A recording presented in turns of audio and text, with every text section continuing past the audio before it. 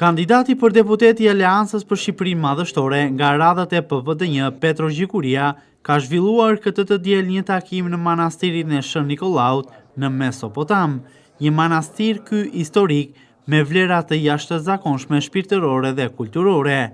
Përgjatë vizitës së tij në këtë manastir, kandidati për deputet Gjikuria është shoqëruar nga një njohës i mirë i historisë së këtij vendi dhe i zonës, ish kryetari i Omonias Leonida Papa. Në vizitën e tij në manastirin e Shën Nikolaut në Mesopotam, Petro Gjikuria ka takuar disa prej specialistëve, ekspertëve të mbërritur nga Greqia, të cilët prej ditësh tashmë po kujdesen për restaurimin total të këtij manastiri,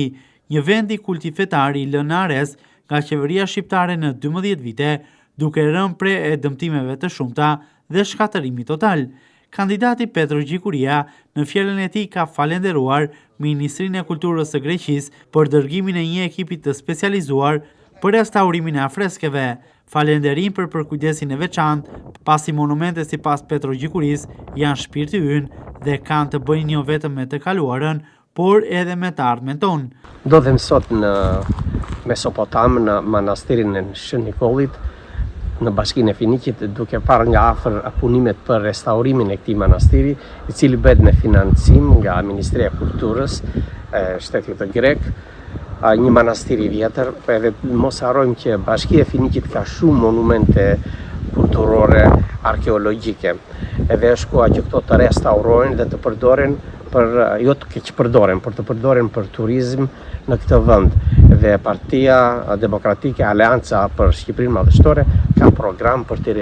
restauruar gjithë këto veprat e artit për të përdorur për të mirën e kësaj bashkie. Ky monument kulture i klasit të parë, vend i shenjtë që mbar shenjat e një civilizimi shumë të ershëm të zonës, është haruar nga shteti shqiptar. Këto shenja të një qytetërimi të lashtë e të ershëm janë pasuri që nuk mund të lihen në mëshirën e fatit. Kujdesi ndaj tyre është tashmë emergjencë dhe detyrimi një rëndësie parësore. Petro Gjikuria garanton se në programin e Aleancës për Shqipërinë Madhështore,